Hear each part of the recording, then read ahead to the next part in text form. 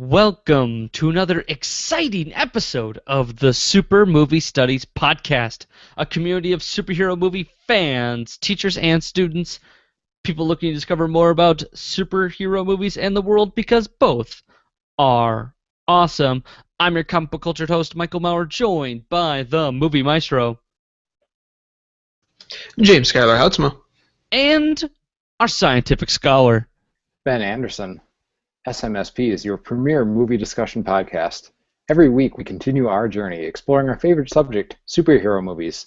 Every fan sees the movies differently, so we gather some amateur experts to discuss certain aspects of the movie.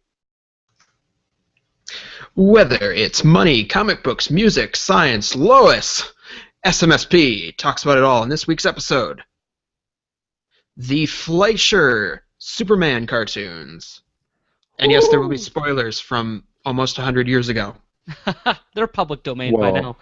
Skylar, I need to proofread your additions because I was expecting and this is a job for Superman. The one line that is spoken in pretty much every single episode. Every single episode. That is truth, but in my new role as a copy editor, I have to keep things in the same tense. So. I don't give it's music. Damn about your parallelism.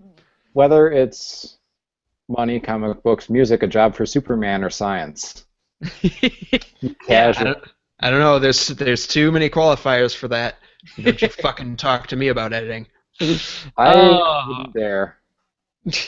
What sounds better? I mean, come on. Anyway. Here's the thing.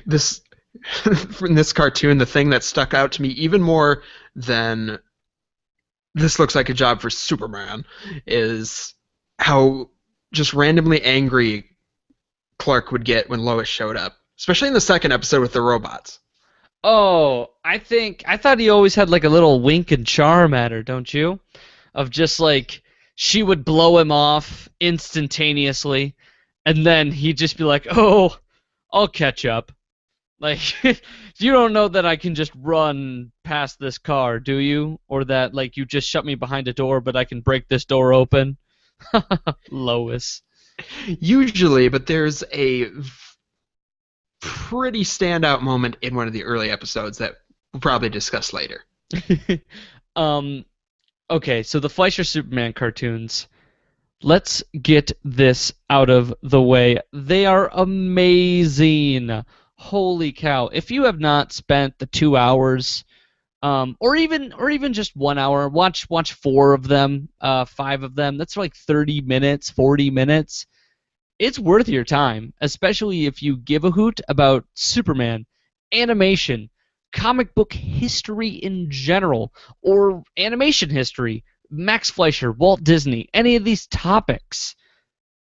Things stem from these cartoons. Holy cow. If you've seen Snow White, you need to see this. Because these are some fantastic, like, animation like this wasn't matched until 50 years later. That's how astounding these things are. I mean, sure, the plots are whatever. They're animated comic books, but animated in such an amazing, charming way that you just can't help but just be touched by history. Popcorn Ben.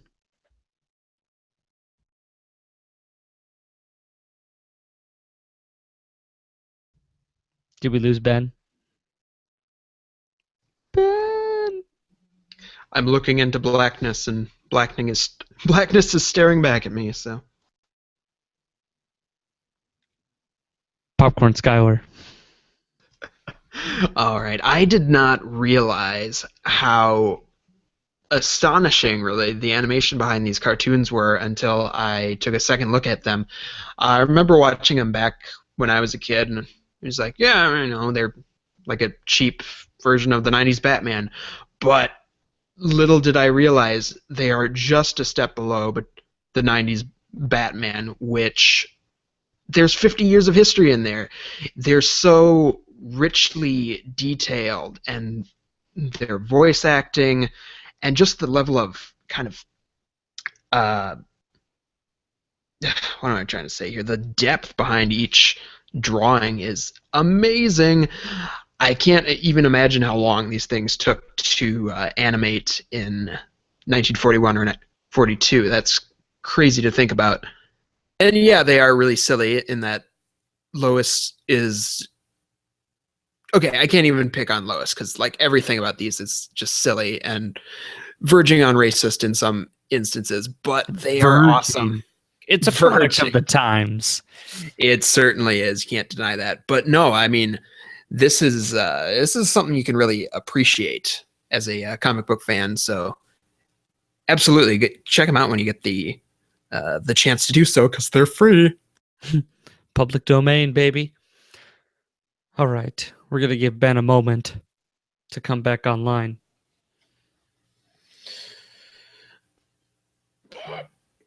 In the meantime, chill. Oh, I will. Chill. Miguel. Talk to me, baby. Hey, I'm back. All right. What did you think, Ben? I think that this is it's my favorite officially. It's so good. Yes, it is a little routine somewhat, and then like the latter.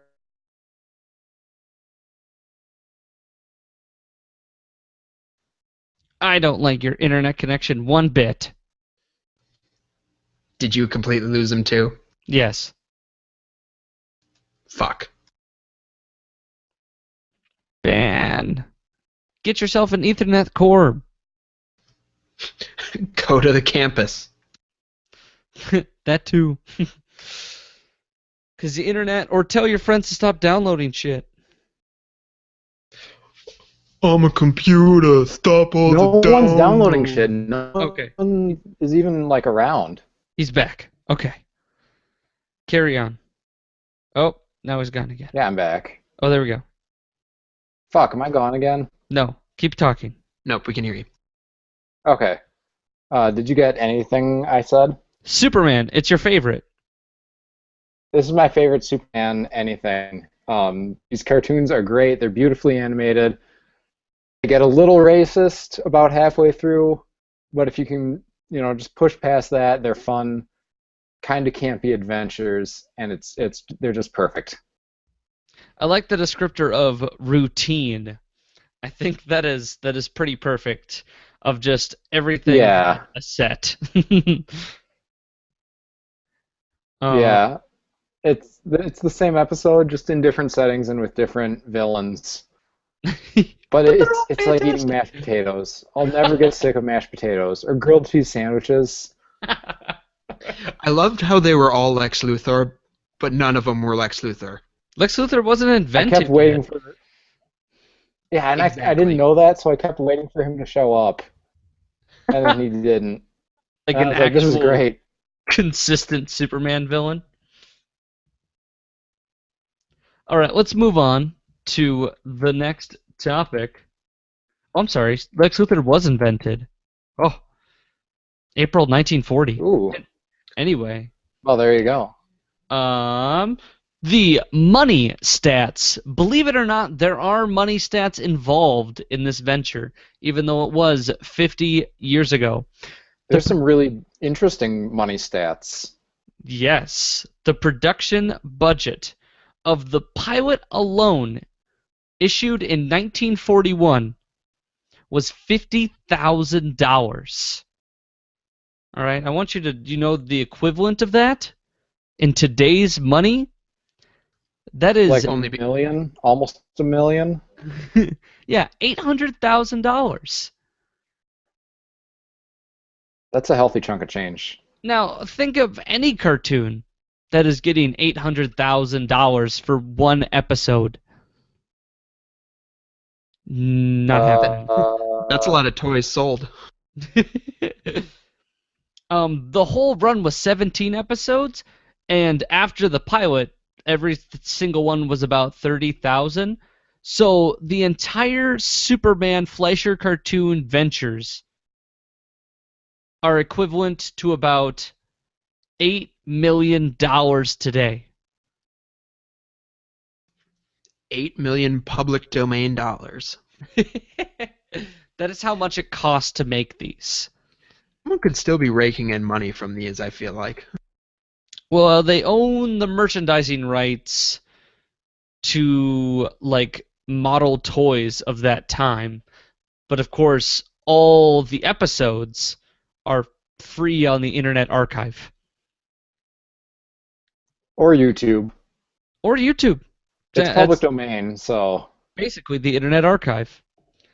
Um, so how these got made is they staffed more than 250 artists at Fleischer Studios in New York and Miami. One of which those artists was the famous Jack the King Kirby. He hated that job, by the way. The demand for quality cartoons was stupendous between Disney and Fleischer. This led to overinflated budgets. During the period these shorts were produced, the Fleischer brothers, Max and Dave, had borrowed so much money from their parent company, Paramount, that they no longer had shares in the company, so they both quit, went different ways, and Paramount rechristened the studio Famous Studios, which they maintained until 1967. Those are your money stats. But I want you to just think eight. No, I don't. We should have a comparative number. Like, how much do you think it costs to make an episode of The Simpsons? Let's be real here. Apparently nothing, because it will never be canceled. it makes money despite being hot garbage. So Oh, really? I would guess that the production budget for a single episode of like your average Cartoon Network schlock is like about 100,000. Okay, I just pulled up a quick stat. Oh, did you just say that? Okay. Never mind. You just said that Naruto thing that I just looked up because I wasn't paying attention.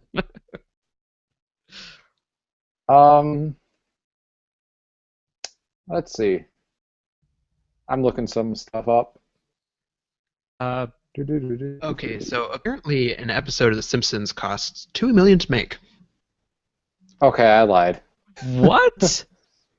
$2 million to make one episode? According to an article from 2007. So, odds are it has gone up a bit. Nickelodeon animation shows are on average 600 to 700,000 per episode as of 2011. Hold on. So if you multiply that number by 22 episodes in a season, Roughly, yeah. dear Lord. That's some crazy amount. I had no Fox- idea animation cost that much. Apparently not. Apparently Fine, so. Ignore me. Fuck. Fraser looking is apparently so. I'm just in a negative mood. So actually, in comparison, these weren't all that expensive. But at the time, nobody was putting up this amount of money for really any media project outside of feature films, because Gone with the Wind had just happened, and that cost a shit ton of money. And So let's- made a shit ton of money. And, well, that's the thing, is Snow White and the Seven Dwarfs, which came out in 1938-39, was the highest grossing feature-length film of all time for 1 year. An animated film was the highest, and then it got usurped by Gone with the Wind the year after, and Gone with the Wind, if we're counting inflation, has never been beaten. Still the biggest. Okay, so let's move on to some little more history. There's a lot of rich history here, all right? So excuse me while I take you on a quick little tale. Normally I would talk about characters introduced or comic book baselines, but I'm going to just walk you through the Superman character. I'm just going to walk you through the Fleischer Superman cartoon's journey. So here's some history. Max Fleischer and Dave Fleischer of Fleischer Studios was a fierce war with Walt Disney and Disney Studios, or Disney Productions. Fleischer was the first out of the gate with a new technology called rotoscoping, which produced tremendously lifelike animation. Basically, they would kind of trace people to create this tremendously fluid movement in their animation, which you see a lot in Superman. Disney fought back with producing the first cartoons that used both sound and then later Technicolor. Disney dealt a huge blow when it released Snow White and the Seven Dwarfs in 1939, a box office blowout, which we talked about, and technological masterpiece that took 6 years to make. During those 6 years, it was considered Disney's folly because he just kept dumping money into this and nothing was coming out of it. It should only take about a year to create an animation project, less than a year, but it took him 6 for this one. Paramount, the competitor at the time, then demanded a feature-length cartoon from Fleischer Studios. Gulliver's Travels was their response. It was a hit, but nowhere near Snow White's fame. The demand for cartoons was so high at that point they achieved a ridiculous budget for their next project, Superman. Which is what this is about. Yes.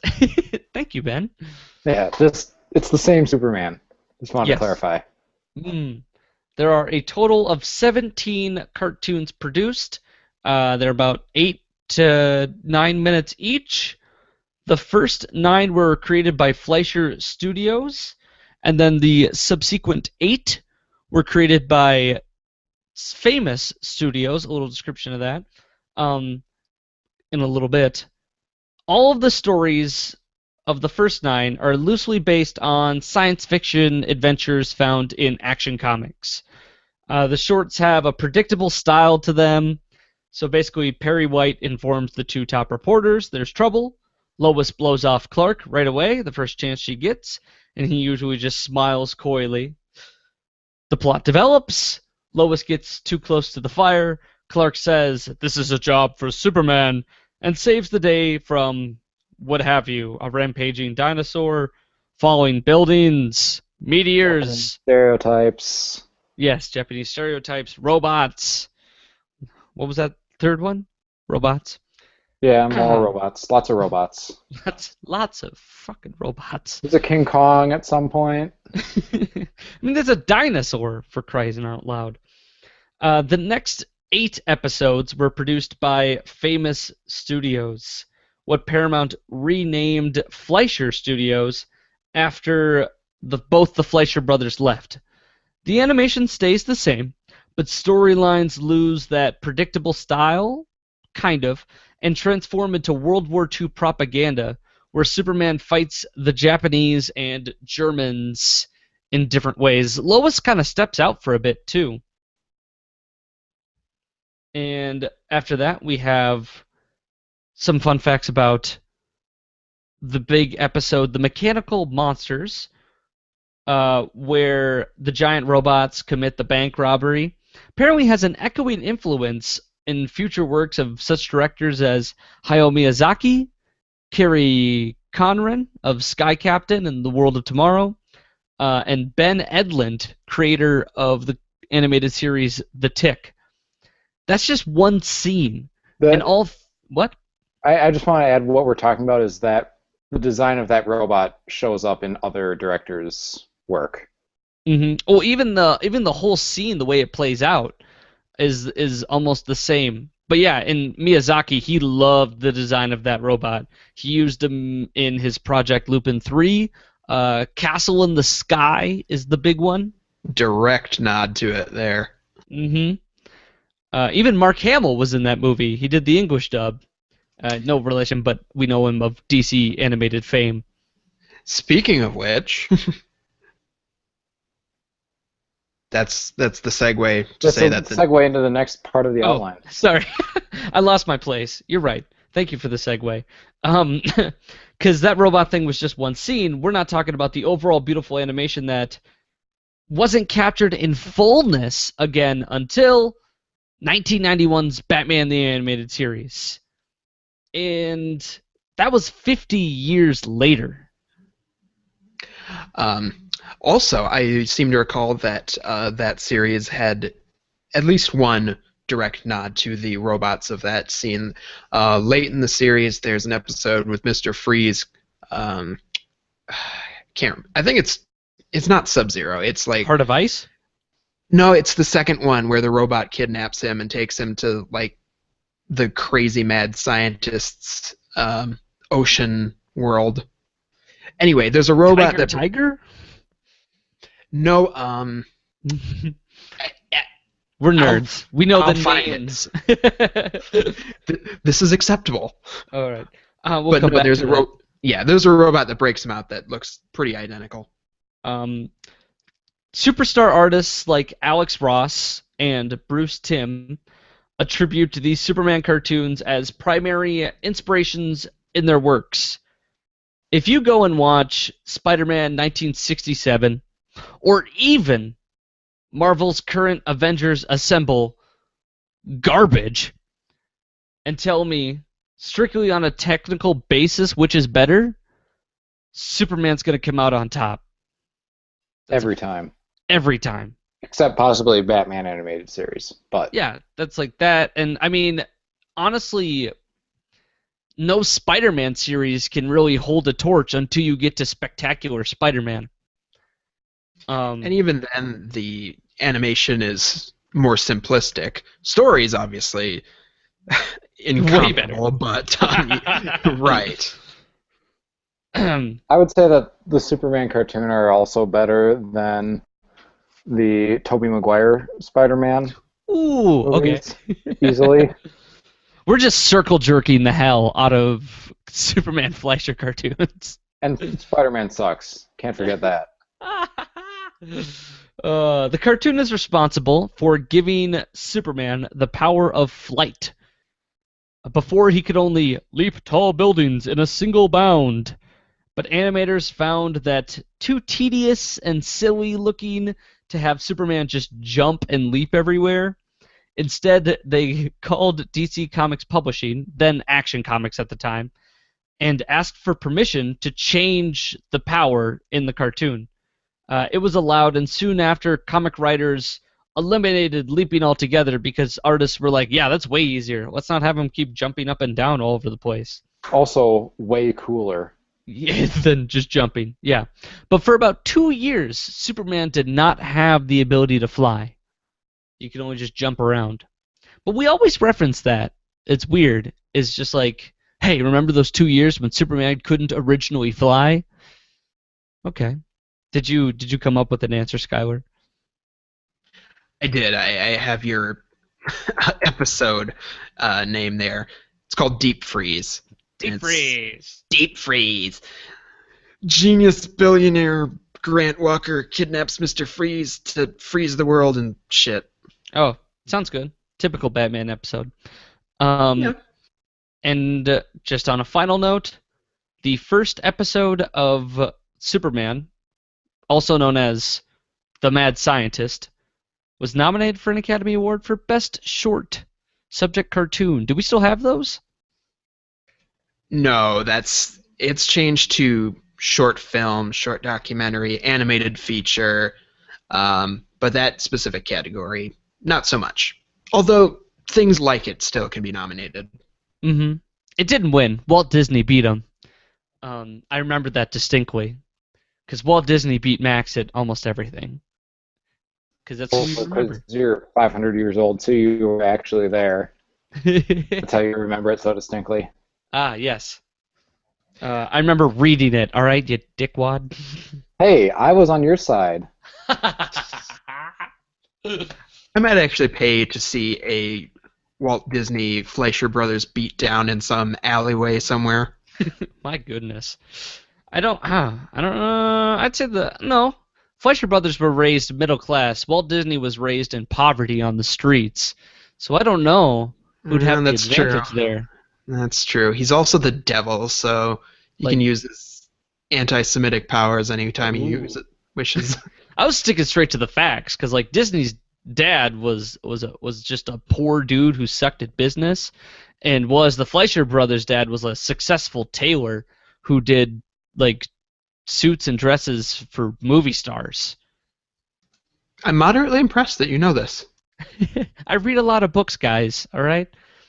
Um. So that's it for history and fun little factoids regarding the Fleischer cartoons. As we know, they ended in 1942.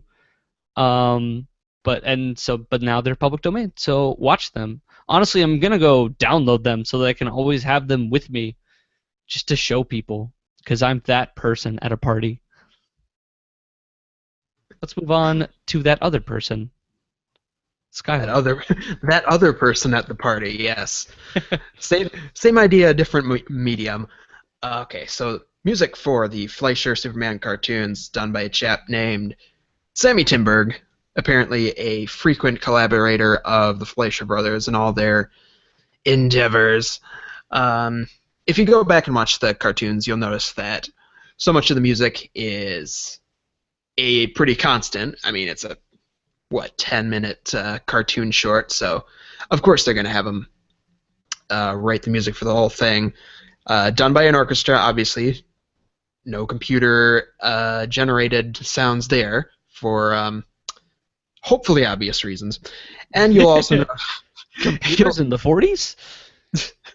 apparently they have giant walking robots, so there have been stranger things. And then one of the most fun things about the Timberg music for the Superman cartoons is that if you watch it, you'll see that the music syncs up with a lot of the action that's going along in the short.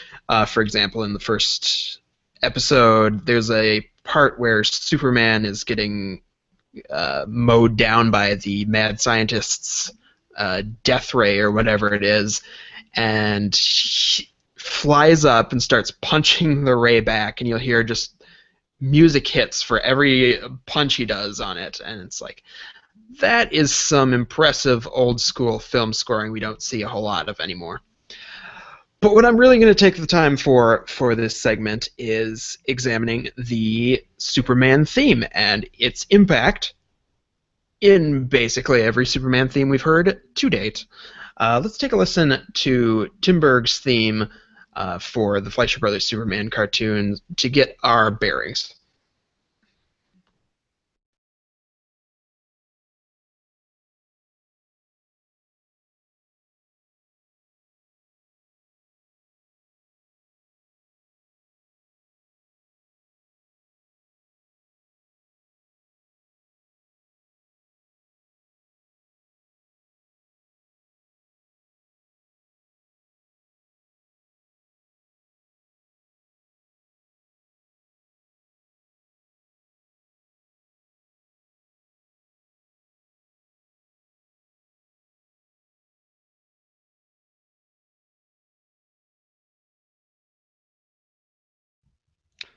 While we're all jazzed up, I forgot to mention.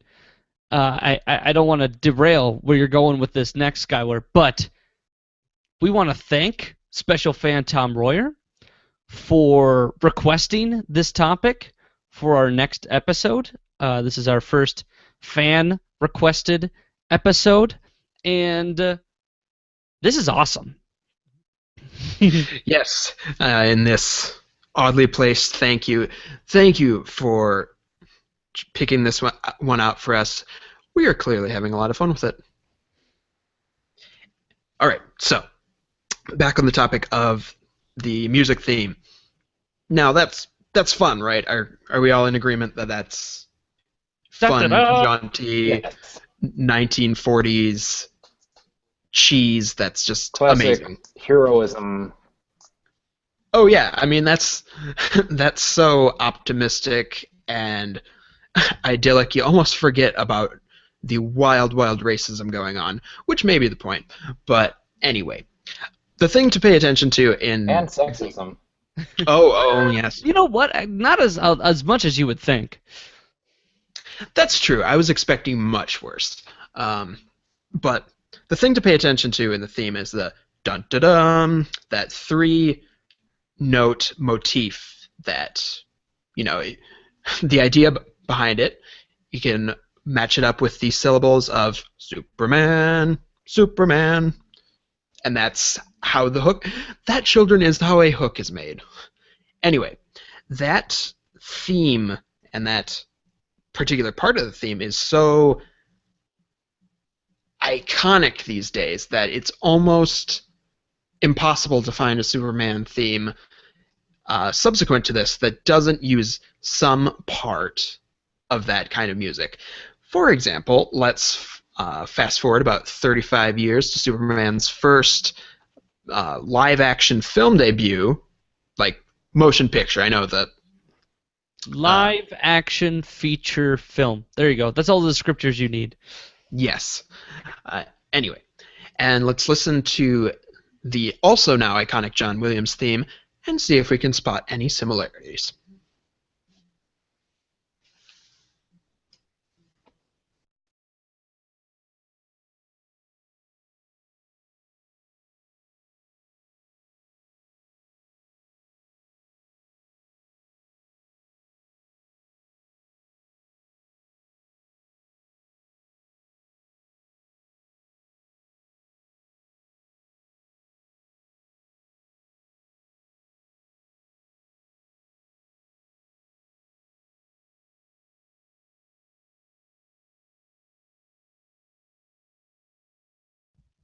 Doesn't that blast you guys back to our early episodes?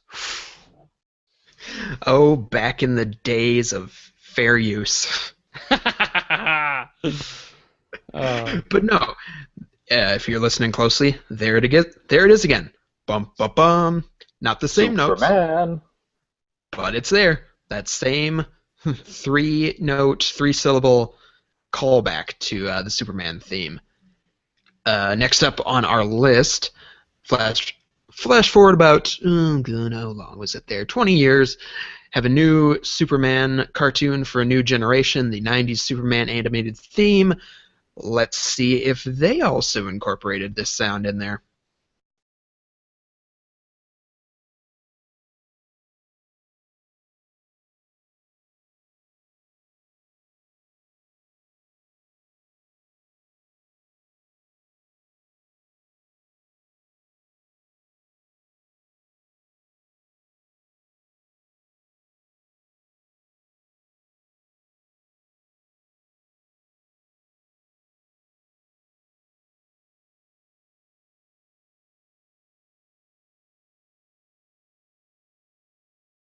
Superman, Superman. Oh, Man, here comes Superman, Superman. Superman. See, you got it's the I'm 90s. You got to sorry. add. I just want to apologize on behalf of everyone to all of our listeners because we promised we wouldn't sing. Everyone No, except me sang. I'm rescinding that promise like I'm rescinding the Comics Code Authority, all right? Nobody's watching Mm. over us. One person slapped us on the wrist for it, and, you're the one fan. If I get another petition that says, Yeah, we that's have some like annoying bullshit, knock it off. that. I guess 1% is like that's 1% of all the people who listen to this. That's like 2%, but yeah. Yeah.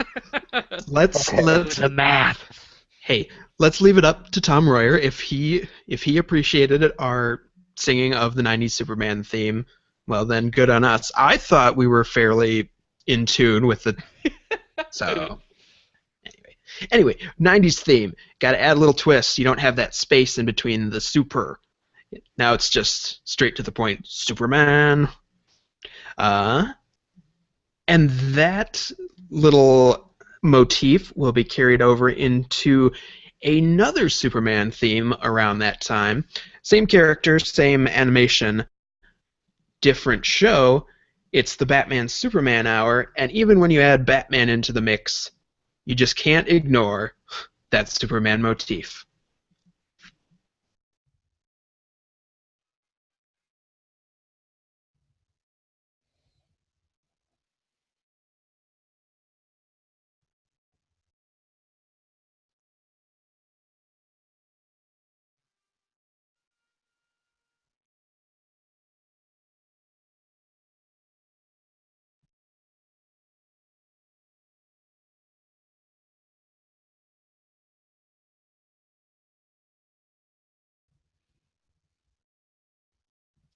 It's getting fainter. Well, I mean, it had Batman to sort of overshadow it.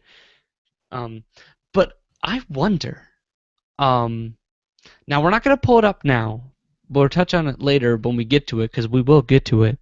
But in the original Justice League cartoon theme, do we return to the Superman motif when they show that 3D animated version of Superman punching through a wall partway through the theme?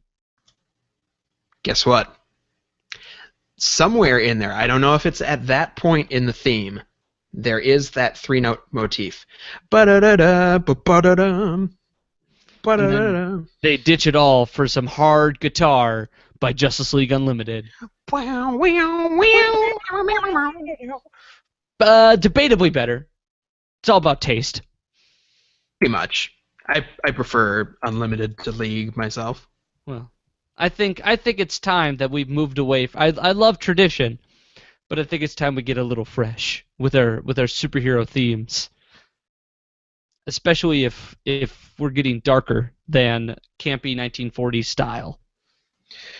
Yeah, there's a reason I don't have the Man of Steel music on this one, in that I probably couldn't pull that out because that's an old-fashioned sound, and this one's decidedly new-fashioned. So Yeah. Lesson of the day. Uh, Sammy Timberg pretty much invented fanfare. Yeah. truth. For the super heroic generation, that is. Any more music from you? I really enjoyed this segment, Skylar, I must say. Yeah, this has been fun. Yeah, for like pulling it out of my ass at the last moment, this has been cool. Oh, don't flatter yourself. Right. No, that's basically what you want to know about both Sammy Timberg's Superman music and the Superman themes throughout the years, in a nutshell. All right, so let's move on to our next segment. Benjamin, Hey, I'm still here. he's doing the science. Is that a right? Good Yeah. luck. I don't have too much to talk about because A, it's a cartoon, B, it's Superman, C, it was in the 40s. Yeah. So, All of those mixed to, like, at one point, even in the pilot, the mad scientist, when he uses his protractor ray, his death ray, that just yeah, could do whatever he wanted it to do, because yeah, that's why. Whatever. Don't look too hard into it. But he hits a building, right? And yeah, the building just, it doesn't like collapse. It bends like a bowstring. yeah, And Superman literally pushes it up and pulls it over by the antenna on the top of the yeah. building to get it to stand up again. Beautifully animated, made my brain hurt. A little bit, yeah. That's what I mean. Like, you take the good with the bad. One thing I will say is there's a scene where like a suspension bridge starts collapsing and it's like wobbling all over the place and shaking back and forth and like the concrete is bending. And that was like within the realm of possibility. Like if you've seen video of the Tacoma Narrows Bridge falling apart, it flexes, man. It bends in a really like scary and disturbing way. Do you think they rotoscoped the bridge? I doubt it. But do you want to talk about what rotoscoping is and how it's used? I'm leaving that up to you because I glanced over the topic and wrote it down because it is quite essential to how everything was animated in the 40s to get that nice, clean look. Because it's got that animation technique where they pretty much trace over footage frame by frame. Yeah, so basically what they did was they used a device called a rotoscope. Basically what they did is they had live actors act out the scene, and then the film was projected onto like a semi-transparent canvas or like a transparent easel that the animator would then they'd trace over the actor and then draw in the rest of the scene. So they got this really and they do that frame by frame, so they got this really lifelike animation. Um, yeah, so it was a really neat technique, and it was actually used for decades, Decades.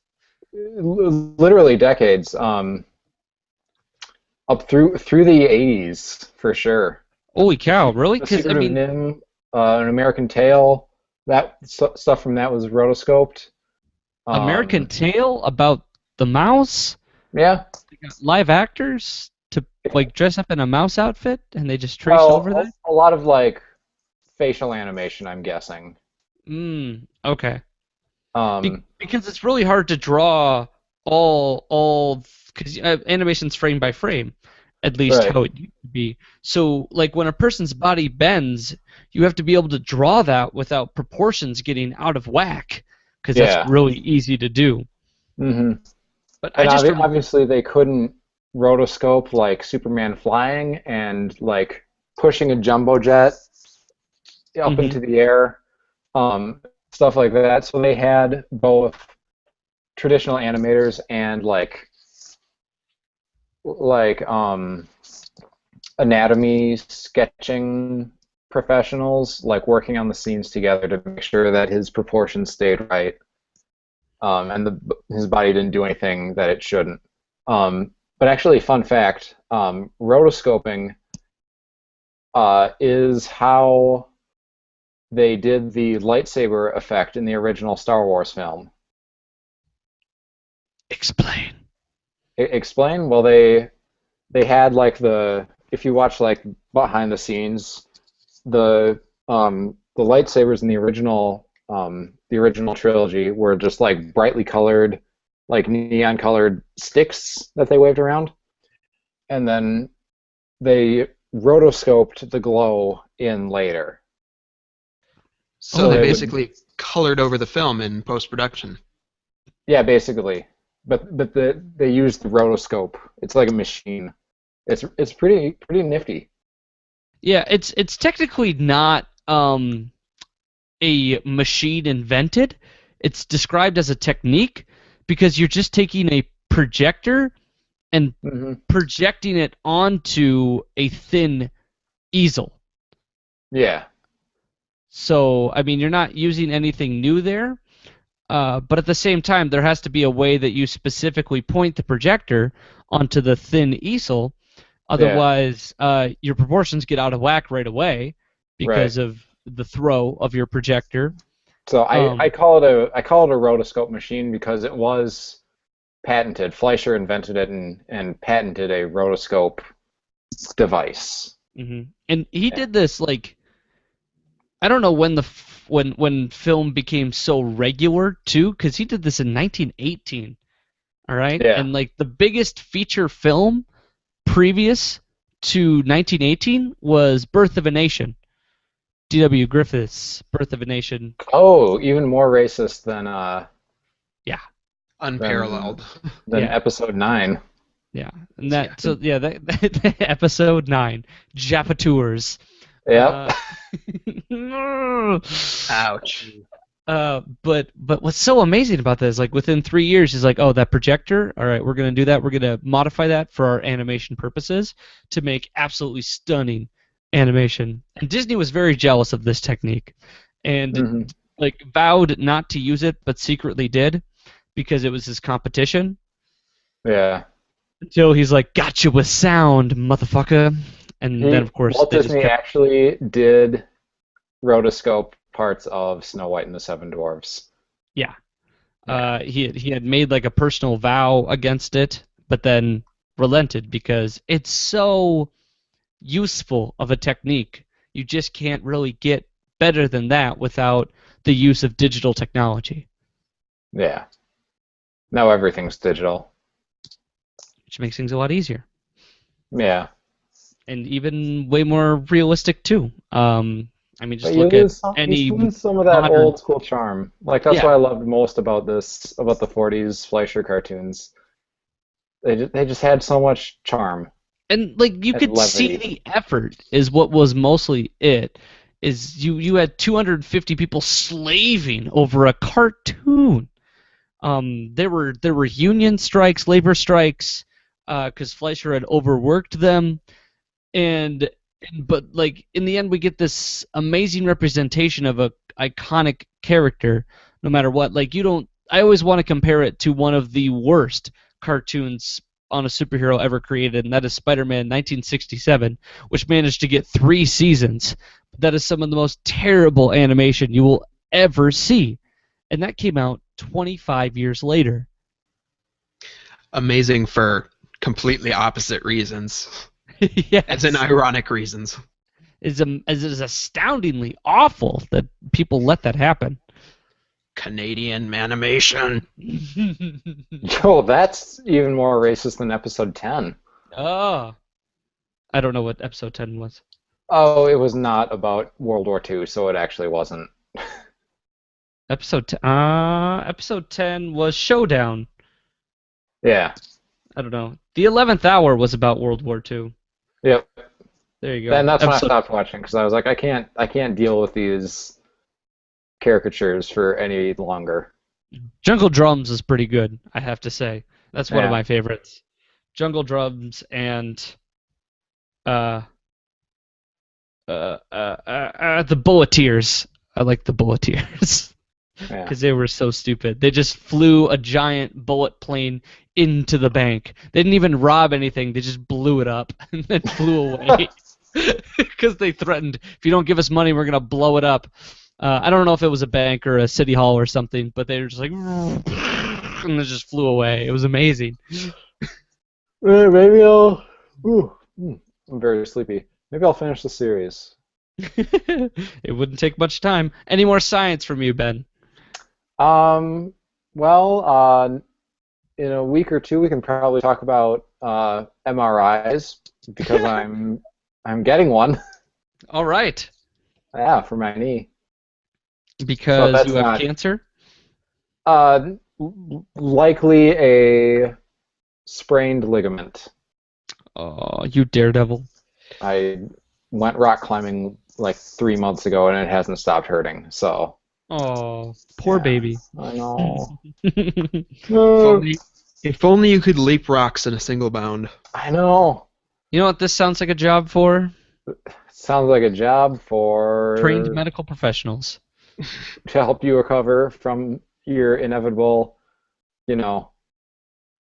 bladder rupture when you drink too much playing the Superman cartoon drinking game. A strenuous but workable segue. I appreciate it. We got there. So you have to take a drink, if not a shot out of a Superman shot glass, which are widely available. I have one of my own. Every time Bud Collyer says, "This looks like a job for Superman," which basically is almost the only line he says in almost every cartoon. The greatest thing about that is when his voice just all of a sudden changes halfway through. It's like, this looks like a job for Superman. Does that little distortion. Well, he was the voice of the Superman radio show as well as Joan Alexander was the voice of Lois on the show. I'm not sure if the Perry White voice actor carried over, but there was no Jimmy Olsen in the cartoon or even Lex Luthor yet. Yeah, you gotta distinguish yourself when you're voicing Clark Kent and then when you're switching over to Superman. Like Christopher Reeve. Yeah. Next one, you gotta. Oh, go ahead.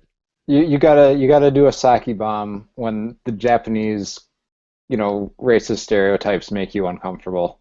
Because that's what you do in the face of racism.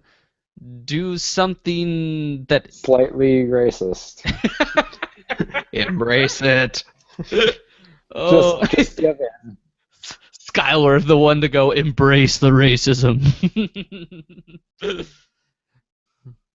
We had no pie faces on this episode. Oh, and then you ruined it.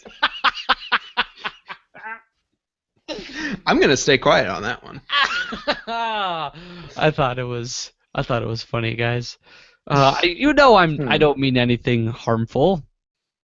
Yeah, we know. None of us are actually racist. Right. We've come a long way since 1942. Yeah. That we have. So find your Japanese friend and drink with them while you watch this. Get their That's approval. Make sure that your friend is also 21. Ugh. Whenever Lois does anything, you have to debate whether or not it was brave or stupid and how far feminism has come due to that action, and then develop drinking rules on the fly as you go. It's a very cerebral game. Like, what if it's both? Like, in the very first episode, she just flies a plane all of a sudden to the dude's island fortress castle scary place and just knocks on the door. It's like, I'm a reporter, yoink.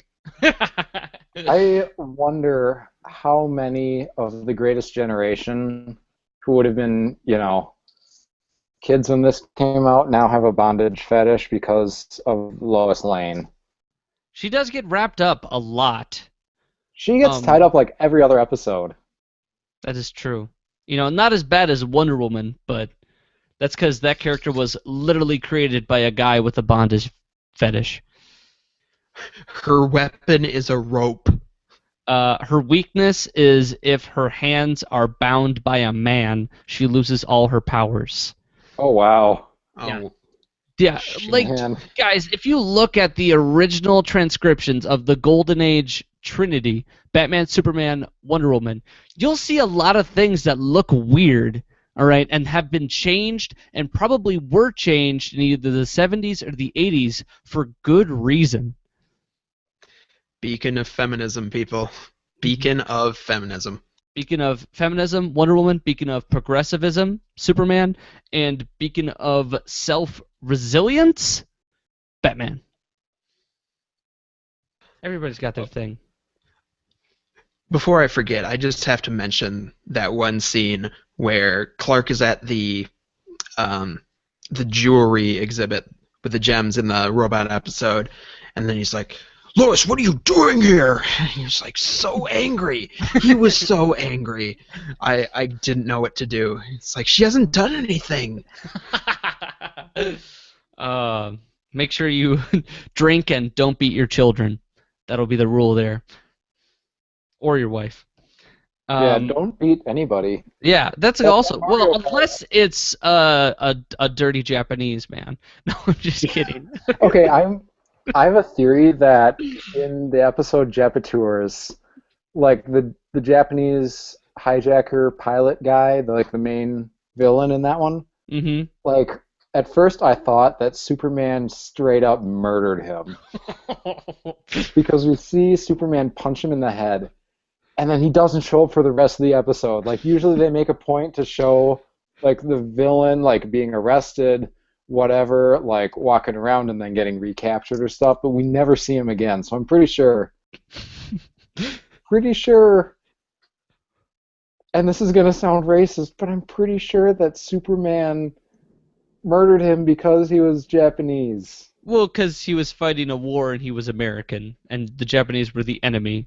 Yeah. They killed already so many of our good old boys, because all of Part 2 of the Fleischer famous Superman cartoons were World War II propaganda. And that's when they kind of jumped the shark. A little bit. Yeah. The animation was still great. Finish your drink when they jump the shark. Yeah, I'd like to propose, as far as the racism drinking goes, do it incrementally, because like even with the first episode, the mad scientist, you saw it was like he was kind of uncomfortable. He's got the squinty eyes, the kind of paler yellow skin, and it's like, okay, I get the insinuation, and then just by the time you get to Japanese or Japatours. Japatours, thank you. It's like, okay. I like Japanese. Can't pronounce it how you did, but I like that one better. Japanese. Japanese. Yeah, once you hit that point, just the cap does not go back on the bottle.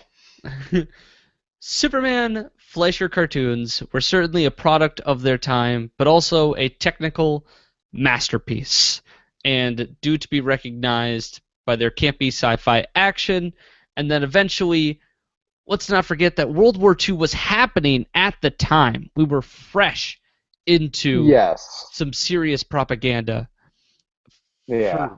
because I it mean, was meant to inspire. basically all media was doing this kind of stuff. Hmm. Like there's the famous Captain America thing where he just goes and kills Hitler. Yeah, the cereal, or are you talking about in the first Avenger? In I don't know. There's like the really famous cover of like Captain Oh, America bashing Hitler with his shield. yeah, Captain America #1, his debut comic involves Yeah. him right hooking Adolf Hitler. Yeah. So there you go. And I'm sure there Screaming were. patriotism. A guy dressed as an American flag punching Adolf Hitler in the face. Yep.